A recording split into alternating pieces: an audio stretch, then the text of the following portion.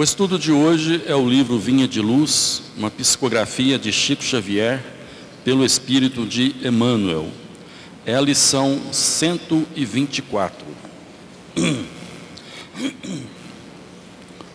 O som. Porque se a trombeta der sonido incerto, quem se preparará para a batalha? Paulo, Coríntios, capítulo 14, versículo 8. Ninguém julguem sejam necessários grandes cataclismos para que se efetue a modificação de planos da criatura. O homem pode mudar-se de esfera sem alarico cósmico, e as zonas superiores e inferiores representam graus de vida na escala do infinito. Elevação e queda diante da própria consciência constitui impulso para cima ou para baixo, no campo ilimitado de manifestações do espírito imperecível. Toda modificação para melhor reclama luta, tanto quanto qualquer ascensão exige esforço. É imprescindível a preparação de cada um para a subida espiritual. É natural, portanto, que os vanguardeiros sejam porta-vozes a todos aqueles que acompanham o trabalho de melhoria, aglomerados em multidão. Eis porque, personificando no discípulo do Evangelho a trombeta viva do Cristo, dele devemos esperar avisos seguros.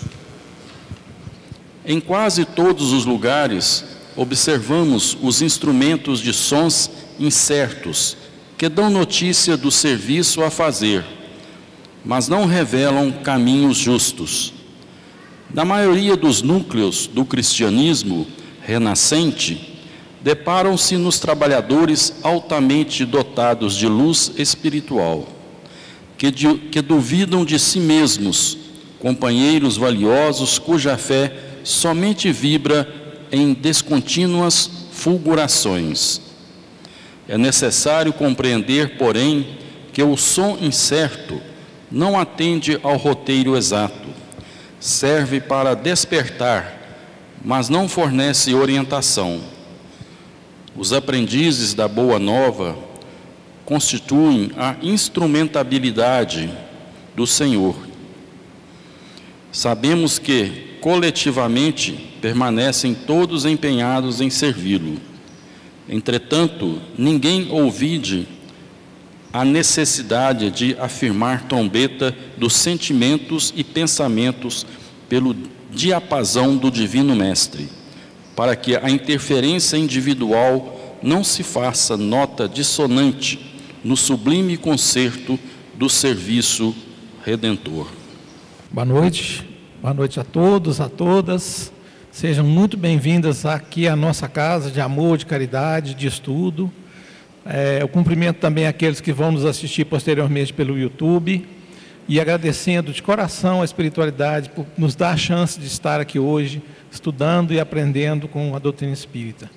E mais um capítulo maravilhoso dessa obra fantástica, que foi lançada em 1952, um dos 412 livros psicografados pelo Chico em vida, ditado pelo Espírito Emmanuel.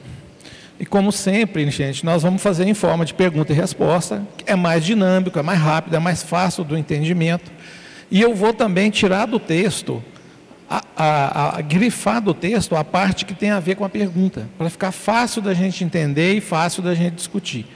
Para a gente fazer um estudo dinâmico, um estudo gostoso, que todo mundo tenha bom proveito hoje, né? Então, a primeira pergunta: o que Paulo quis dizer com a frase "porque se a trombeta der sonido incerto, quem se preparará para a batalha?" Porque se a trombeta der sonido incerto, quem se preparará para a batalha? Trombeta e som aqui, gente, é figurativo o sentido. Não é um sentido real do que se fala. Emmanuel fala muito por frases, por metáforas. E isso mostra a grandeza dele na hora de escrever e às vezes a nossa dificuldade de entender o que ele quer dizer. Então hoje eu vou trazer isso aqui para que a gente consiga entender direitinho o quão valioso e quão precioso é essa lição de hoje. Então o que ele quis dizer com a trombeta der sonido incerto? A metáfora da trombeta representa o chamado espiritual. Um som claro orienta os soldados, um som incerto gera confusão. Assim também ocorre na vida espiritual. Precisamos de mensagens firmes e coerentes para nos prepararmos para a luta no bem. Na verdade, nós estamos sendo chamados a lutar na nossa vida espiritual. Na verdade, nós estamos sendo chamados a uma evolução espiritual que a gente sempre fala aqui no centro. Em todos os estudos vocês devem ouvir isso. Nós estamos aqui para nos tornar seres humanos melhores. Se estamos aqui é porque acreditamos na doutrina espírita. Se estamos aqui é para nos melhorar. Se estamos aqui é para combater os nossos vícios morais. Isso aqui é um chamado, é um alerta. Precisamos ser hoje melhores do que fomos ontem. Precisamos trabalhar os nossos vícios morais de uma forma definitiva. Insanidade é quando fazemos a mesma coisa esperando resultado diferente. Se o resultado é o mesmo, é porque não estamos fazendo diferente. Em tudo na vida que se tenta a mesma coisa várias vezes, vai se obter o mesmo resultado várias vezes.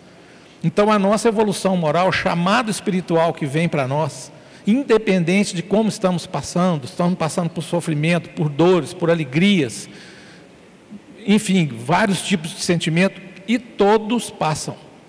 O que é ruim passa, o que é bom também passa. O que fica é a nossa vontade e a nossa condição de iniciar um processo de melhora que pode acontecer a partir desse momento, ou já aconteceu em outros estudos aqui, ou vai acontecer em outros para frente. Cada um tem seu tempo. Segunda pergunta: são necessários grandes cataclismos para que a criatura mude de planos espirituais? Olha o que eu acabei de falar. Qual que é a citação do texto que fala isso? Ninguém julgue que sejam necessários grandes cataclismos para que se efetue a modificação de planos da criatura. Não é necessário. O texto esclarece que a mudança pode ocorrer de forma íntima e silenciosa. Elevação ou queda depende das escolhas morais e da consciência do indivíduo, não de abalos externos. O que ele quer dizer é que nós não temos que esperar o mundo cair na nossa cabeça para a gente fazer as mudanças que a gente precisa fazer. De tudo isso que eu falei, nós não precisamos esperar vir uma dor, gente, uma dor grande para a gente mudar. Dizem que a gente vem para a casa espírita por 3 razões. Pelo amor e pela dor, é o que a maioria fala. E tem uma terceira que é pela razão. E a razão foi o que me trouxe para cá alguns anos atrás. Então a gente não precisa sentir uma grande dor, ter uma grande perda, para estar aqui na casa. Se você veio uma vez, sentiu esse acolhimento, sentiu paz no coração, viu sentido nas coisas, continue. É isso que ele está dizendo. Então não precisa de você esperar perder uma pessoa, perder um animalzinho querido, passar um drama, sentir dor, para estar aqui não. E vou falar de novo da dor, aproveitar bem o nosso tempo hoje. Dor, gente, é uma professora. A dor, ela move o mundo. Como é que você está falando isso? Porque sim. Abre aspas para a frase que eu vou falar agora. Se não fosse a dor, a gente ainda estava nas cavernas. Agora, o que é o nosso grande problema? Que quando a gente sente qualquer dor, pode ser essas que eu falei, gente, pode ser um conflito na família, pode ser uma perda de um parente, uma perda de um animalzinho, perda de um emprego, briga com a pessoa de fora, relacionamento complicado, a dor está ali. Se ela está ali, ela está nos alertando que tem alguma coisa errada. E aí nós temos que passar pelos processos da dor. Esses processos, da forma que eu vou colocar para vocês aqui, fica didático e fica mais fácil da gente entender o que a dor quer de nós. Primeira coisa, vamos refletir todo mundo, você que está aqui hoje, um coraçãozinho apertado, sentindo dor, numa situação difícil, querendo o socorro da casa, está no lugar certo, na hora certa. Eu não estou aqui por acaso e vocês também não. Entenda o que essa dor veio te dizer. Primeiro, por que eu estou sentindo essa dor? Por quê? O que ocasionou essa dor? Segundo, o que essa dor quer me dizer? O que eu preciso mudar na minha vida para que esse cataclismo que ele fala aqui, que seja uma dor muito forte, o que eu faça da minha vida? Gente, se não mudar, vai continuar fazendo e sentindo a mesma coisa. Então, quando a gente sentir uma grande dor, guarde essas palavras na mente, no coração de vocês. Entenda o motivo dessa dor. Vem aqui, pede acolhimento fraterno. Faça os tratamentos da casa para ajudar. Mas entenda o que aquela dor quer te dizer. E mude aquilo que tem que ser mudado. E aí, é só assim que a gente vai para a última fase da dor, que é agradecer essa dor. Porque essa dor me fez crescer. Eu faço evangelho no lar em casa há muitos anos, eu e a minha esposa.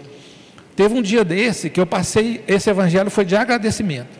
Só agradecimento. Principalmente as dores que eu senti. Que me fizeram evoluir, virar outra pessoa. Sem vitimismo, sem revolta, sem terceirizar a culpa.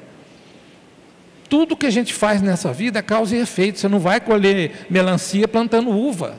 A gente vai colher o que planta. Mesmo que seja a dor mais lancinante, a mais difícil, a mais pesada, essa dor vai nos ensinar muita coisa. Terceira pergunta.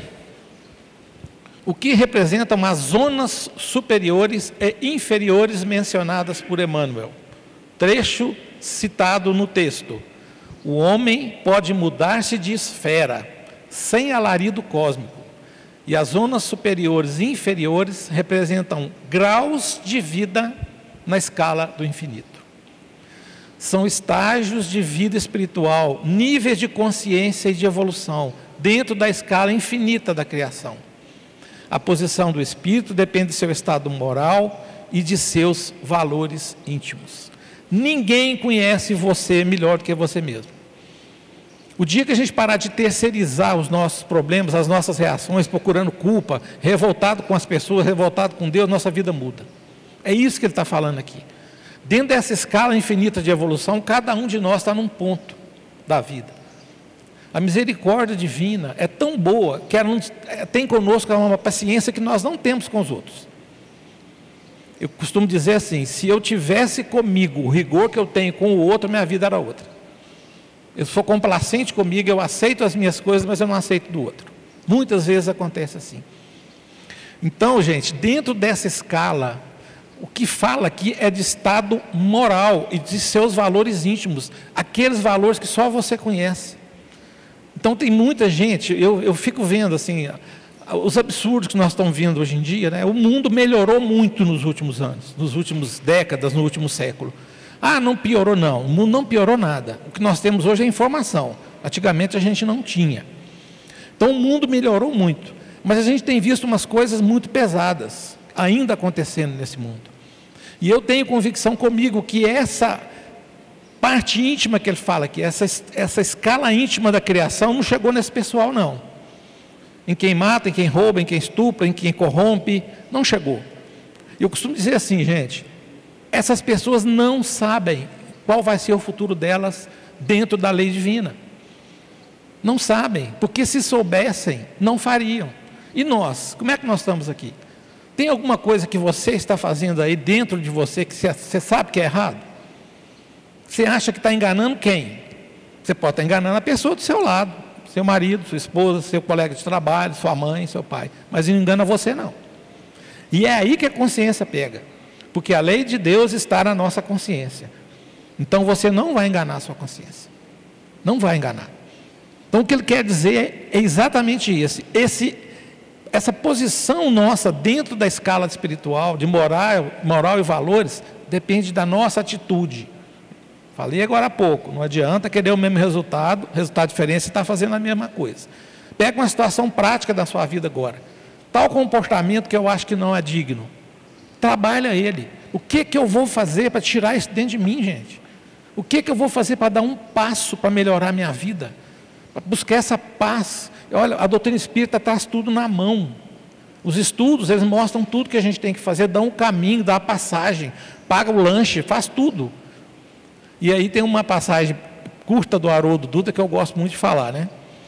A gente tem aqui na doutrina espírita, gente, um GPS, igual se fosse GPS de carro, né? Em 200 metros, vira à direita, tarará, tarará. Então você tem aqui o GPS, que vai te apontar o caminho. Mas nós insistimos em não seguir o GPS.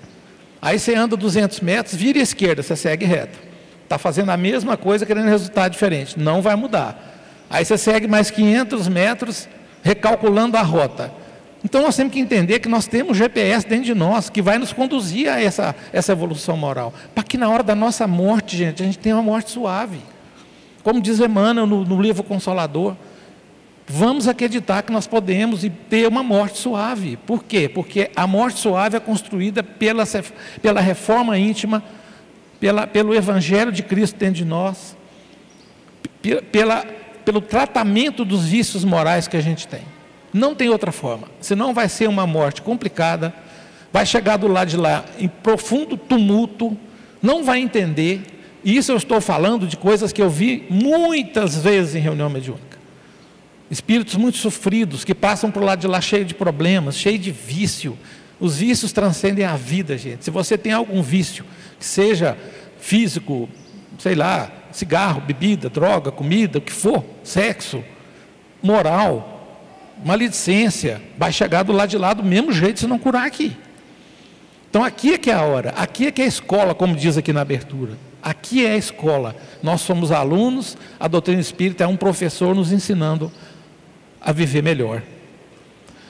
Pergunta 4. Qual é a condição essencial para toda modificação para melhor? Olha a pergunta. Trecho do livro. Toda modificação para melhor reclama luta, tanto quanto qualquer ascensão exige esforço. Não tem atalho. Se alguém falar com vocês que tem, duvide. Todos nós vamos passar pelo mesmo processo evolutivo. Não tem atalho, tem esforço. A luta, qual a condição essencial para a modificação para melhor? A luta. Toda ascensão exige esforço, disciplina e trabalho contínuo de renovação. Não há progresso espiritual sem empenho e superação. Não adianta. Gente, não vai fazer uma promessa, depois pagar a promessa da forma que a gente vê, se você não mudar a atitude. Não adianta. Se você obteve alguma coisa na sua vida, agradeça e mude moralmente. Use aquilo ali, aquela dor que você sentiu de novo, que você precisou recorrer a uma situação dessa para mudar a sua vida. Nós vamos deixar de sentir dor quando a gente entende? Absolutamente. Mas nós vamos sentir diferente. Por que que o espírito é diferente dos demais quando perde uma pessoa querida? Por que que o espírito é diferente quando perde um animalzinho querido? Porque vive uma situação dramática dessa. Alguém sabe responder? Porque a gente não desespera. Porque aqui dentro da casa a gente tem a prova científica da vida após a vida, todas as reuniões mediúnicas. Quem nunca viu, quem não sabe, eu tenho centenas de experiências para contar disso. E quando eu falo aqui, gente, é porque são coisas que eu vi. A primeira manifestação que eu vi, que é para provar que os vícios transcendem a vida, foi um adicto de crack. Não me esqueço, isso tem uns 10 anos. Não me esqueço o sofrimento do médium, que queria vomitar, ele queria, de tanta fissura que aquele espírito estava com a droga. Gente, transcende a vida. Não adianta. Quer ter uma passagem suave, quer passar para o lado de lá com mais tranquilidade, quer entender a morte com mais clareza, é fácil falar, né? Nós estamos aqui seguros, dentro da casa, todo mundo com saúde, é uma coisa. A hora que estiver ameaçado é outra. Eu falo isso por mim também, não falo porque é uma realidade. Então, se a gente quiser ter essa ascensão que ele fala aqui, é esforço, gente. É o que o Cristo fala, dê a outra face.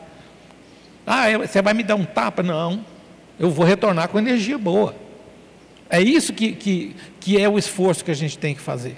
Orai e vigiai. Eu vou falar de novo. O vigiai é extremamente cansativo.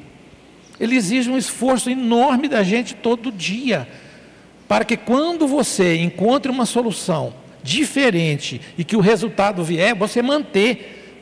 Dizem que, eu sou cruzeirense, né? Chegar na ponta da tabela é fácil, o problema é manter. É a mesma coisa. Chegar na ponta dessa tabela não é fácil, mas manter é muito mais difícil. Por quê, gente? Porque a gente volta. A vaidade é uma praga, o orgulho é uma praga. Isso cresce dentro da gente sem parar o tempo todo. E o tempo todo a gente está orando, pedindo a espiritualidade, pedindo a Jesus, pedindo ao nosso anjo da guarda, ao nosso espírito protetor. Eu prefiro chamar de meu espírito protetor, que a gente não vê, a gente não sabe, mas está do nosso lado, nos intuindo. E quando vocês entenderem que alguma coisa acontecer, porque vocês pediram para ele, vocês vão ver que ele está do lado de vocês. Independente da dor, independente do estágio de vida que vocês estejam hoje, independente da fase de vida que a gente esteja hoje, nunca é tarde para começar. O Chico, na frase mais célebre do Espiritismo, ele fala, né? Não podemos fazer um novo passado, mas podemos começar hoje um novo futuro. E é isso. Passado é experiência. Nos ensina a viver o presente para que a gente tenha um futuro melhor. E é isso que a doutrina espírita impõe aqui. E é a luta, gente. Não adianta. Quem vender para vocês ilusão nesse sentido, está vendendo de fato ilusão. Está vendendo lote na lua, né? 5. Por que Emmanuel fala da preparação de cada um para a subida espiritual? Olha que pergunta bacana. A parte do texto que eu tirei. É imprescindível a preparação de cada um para a subida espiritual. E a resposta da pergunta, porque a evolução não é automática.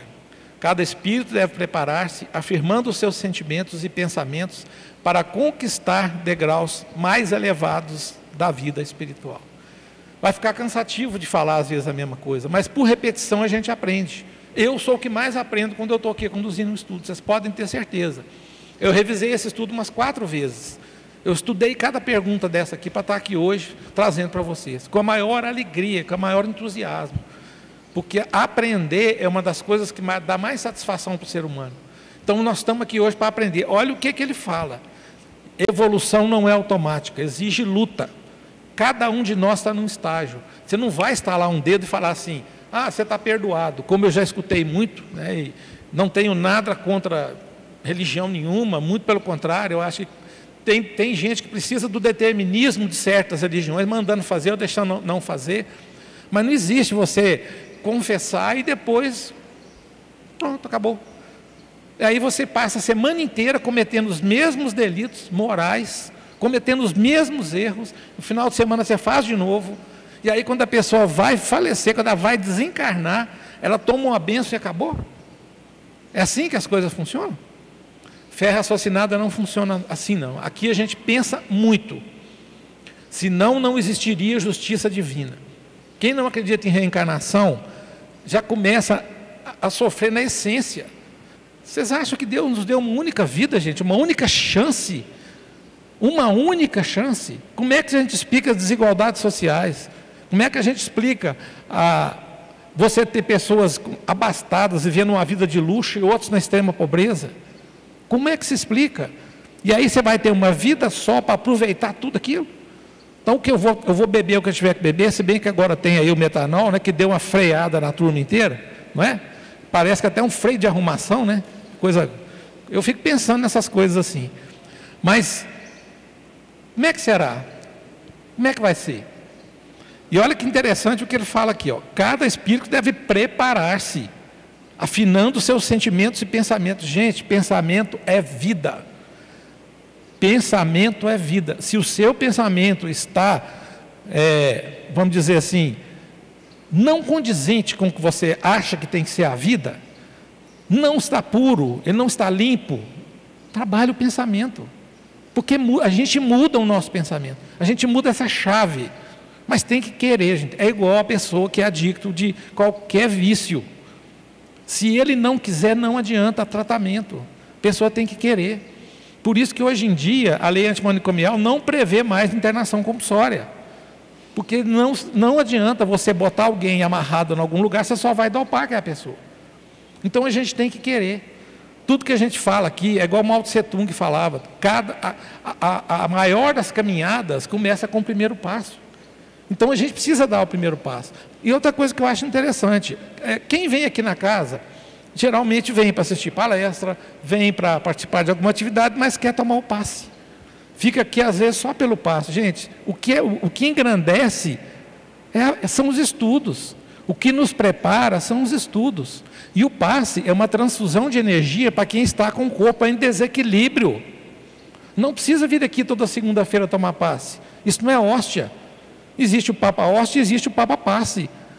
Passe você toma só quando você está com o corpo desequilibrado. Se você está sentindo alguma coisa, você está com algum chakra essas fontes de energia que a gente tem no corpo, obstruído, que te atrapalha o sono, te atrapalha dormir, te atrapalha comer, te atrapalha viver. Aí sim, o passe vai ser feito de 3 formas. A energia que vem dele, ou vem do médium, do passista, que vai estar lá impondo as mãos, ou vem da espiritualidade, ou vem dos dois. E a gente tem que estar lá afinado. Não adianta você sentar na frente do passista pensando na macaca do lado de lá, se você tomou metanol ou não tomou, se era gin ou se era uísque, não adianta. Isso não vai resolver. Então vocês estão vendo que aqui na casa a gente encontra tudo que a gente precisa. Essa mensagem precisa entrar no coração de cada um, porque a minha intenção aqui, gente, é compartilhar as maravilhas da doutrina espírita. Só isso, eu não tenho intenção de mais nada. Divulgar tudo, por isso que eu agradeço a cada minuto a espiritualidade por estar aqui fazendo isso. Porque eu sinto que assim eu posso ajudar algumas pessoas, mas o grande ajudado no final sou eu mesmo, né? Por tudo isso que eu falo, que eu tento praticar comigo. Você consegue? Muita coisa não, mas a gente tenta, que é o que fala aqui, tem que tentar e tem que tentar, né? Não pode desistir. Quais são os vanguardeiros e qual o seu papel? Citação no texto, é natural, portanto que os vanguardeiros sejam porta-vozes a todos aqueles que acompanham o trabalho de melhoria aglomerados em multidão. Resposta, são os espíritos e trabalhadores encarnados que avançam primeiro no caminho do Evangelho. Tornam-se porta-vozes alertando e orientando os que ainda caminham em busca de melhoria. Nós não estamos fazendo isso aqui agora? Nós não estamos fazendo isso aqui agora? Nós não estamos compartilhando e divulgando essa doutrina maravilhosa? Nós não estamos sendo porta-vozes do que a doutrina espírita vem nos trazer? 7. O que significa ser trombeta vivo do Cristo? Parte do texto. Eis porque, personificando no discípulo do Evangelho a trombeta viva de Cristo, dele devemos esperar avisos seguros. Qual que é a resposta? O que significa ser a trombeta viva do Cristo? O discípulo de Jesus é chamado a transmitir avisos seguros, orientar os irmãos de fé com clareza e firmeza, sem dúvidas ou contradições, servindo de guia pelo exemplo e pela palavra edificante. Quem se aprofunda na doutrina espírita, quem estuda essa doutrina maravilhosa, consegue achar esse caminho aqui. Não tenha dúvida. A nossa literatura é tão espetacular, que eu acho que precisaria de umas 20 encarnações, a pessoa estudando todo dia para dar conta de entender os mais de 1000 livros que tem na doutrina espírita. Nós falamos de Chico com 412, diz que tem mais 50 depois disso. Cada obra dessa é um monumento de conhecimento. Esse aqui é um capítulo de um livro que foi lançado em 1952 e tem 180 capítulos. Tem livros que eu já li, que eu estudei, que são assim, absurdamente espetaculares. Outros com grau de dificuldade muito grande, mas estão aqui para nos ajudar. Então, esses livros, essa palavra é a trombeta viva do Cristo. E vocês percebem que quando eu falo com segurança, falo com firmeza, porque eu acredito no que eu estou falando. Cada palavra que está aqui foi pensada, foi vivida, foi raciocinada, foi estudada. Então, a primeira coisa que a gente tem que entender é que nós não devemos mentir. Hipótese nenhuma. Não devemos mentir para ninguém. Para ganhar nada, nenhum tipo de benefício. A partir daí, a gente começa a entender um pouco melhor da vida. 8. Por que Emmanuel alerta contra os sons incertos? Citação, em quase todos os lugares observamos os instrumentos de sons incertos que dão notícia do serviço a fazer, mas não revelam caminhos justos. Por que Emmanuel alerta sobre os sons incertos? Porque muitos falam de evangelho, despertam interesse, mas não mostram caminho justo. Esses sons despertam, mas não orientam. O verdadeiro servidor deve unir fé, clareza e segurança na mensagem. Gente, Como é que vocês encarariam uma pessoa que senta, fala isso tudo, e quando você vai encontrar com ela lá fora, está fazendo outra coisa completamente diferente? Como que a gente encararia isso? É isso que está falando aqui, ó. A gente tem que ser o que a gente é, a gente tem que fazer o que a gente fala, a gente tem que plantar e colher o que a gente planta. Então não adianta. E eu cansei de ver esse tipo de coisa. Eu frequentei igreja católica quase que a minha vida inteira, até os 40 e poucos anos, e eu vi isso demais. E não tem nada a ver com a religião, estou falando da pessoa. Como é que a pessoa no fim de semana está lá fazendo o ritual e aquela coisa toda, e durante a semana ela é um crápula. Ela é um empregador que maltrata os empregados. É aquele que gasta R$ 1.500 para tomar uísque no fim de semana, mas não quer pagar um salário mínimo para a empregada. O que adiantou? É aquele que passa 40 dias na quaresma sem beber, sem comer carne, quando é no sábado de aleluia, quase morre de beber, quase morre de comer, e não muda 1 milímetro na atitude dela. Quem quer seguir isso, siga, mas traga com ele alguma melhoria moral. Isso é muito simples. A gente oferece para Deus muitas vezes andar no milho, caminhada longa até dar calo nos pés e tudo, mas ninguém oferece para Deus uma coisa boa. Uma coisa boa, uma poesia de Fernando Pessoa. Não, a gente não vê esse tipo de coisa, porque a nossa mentalidade ela está muito atrasada ainda. Olha como é que um estudo desse aqui, gente, leva a gente para outros pontos, para outros lugares. Vamos lá que o meu tempo está acabando. Quem são os trabalhadores que emitem sons incertos? Na maioria dos núcleos do cristianismo remanescente, deparam-se nos trabalhadores altamente dotados de luz espiritual, que duvidam de si mesmos, companheiros valiosos cuja fé somente vibra em descontínuas fulgurações. Quem são os trabalhadores que emitem sons incertos? São os companheiros de grande valor, mas que ainda duvidam de si mesmo. Possuem luz espiritual, mas sua fé se manifesta de forma instável, em lampejos descontínuos. Isso a gente vê muito. Eu acredito que mais de 90% das pessoas que entram aqui na casa espírita não ficam, vocês sabem por quê? Porque não dão conta de olhar a si mesmo no espelho. Não conseguem, não dão conta. E é isso que acontece quando a gente não dá prosseguimento nas coisas e os nossos sons são incertos. Eu vou ter que correr um pouquinho para a gente terminar. O som incerto tem algum valor? É necessário compreender, porém, que o som incerto não atende o roteiro exato. Serve para despertar, mas não fornece orientação. O som incerto tem algum valor? Sim. Ele pode servir para despertar consciências adormecidas. Nós estamos fazendo isso aqui agora. Às vezes uma palavra que a pessoa ouve, às vezes uma frase que ela lê num livro, às vezes um podcast que ela vê, um vídeo que ela vê no YouTube, desperta. Como aconteceu comigo. Foi um despertar. Porém, não oferece a direção segura. Para orientar é preciso firmeza, clareza e fidelidade ao Evangelho. 11. O que significa afinar a trombeta dos sentimentos e pensamentos pelo diapasão do mestre. Diapasão, você sabe o que é? É aquele instrumentozinho que a gente usa para tirar o tom, para afinar. Olha que interessante o que o Emmanuel usou aqui. Às vezes é de você dar um peteleco nele, ele solta um som, você afina a voz, é aquilo ali. Sabemos que, coletivamente, permanecem todos empenhados em servi-lo. Entretanto, ninguém ouvide, olvidar é esquecer, tá? Ninguém ouvide a necessidade de afinar a trombeta dos sentimentos e pensamentos pelo diapasão do Divino Mestre, para que a interferência individual não se faça nota dissonante no sublime concerto do serviço redentor. O que significa afinar a trombeta dos sentimentos e pensamentos pelo diapasão do Mestre?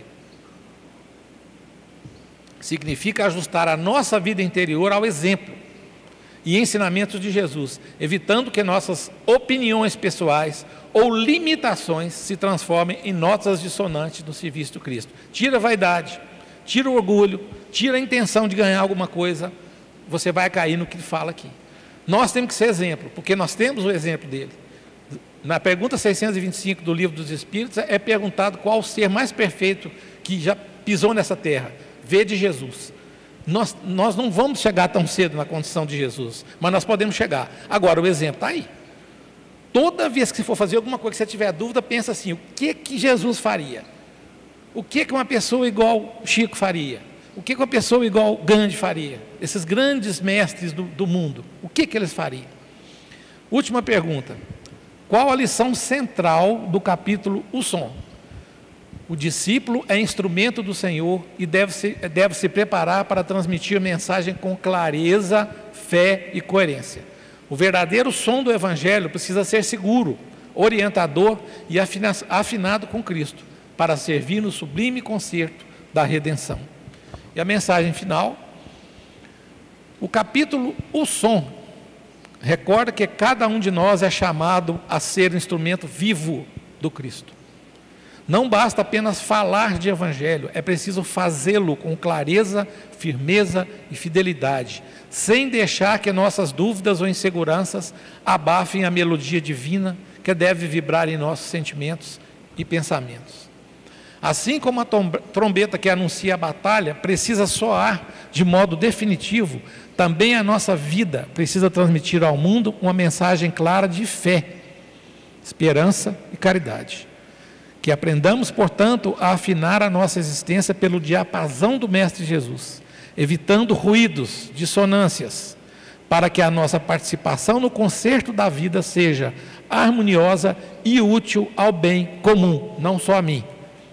Que cada palavra, cada gesto e cada pensamento possam ser notas puras na sinfonia do serviço redentor, inspirando os que caminham conosco na vida, mesmo a estrada evolutiva.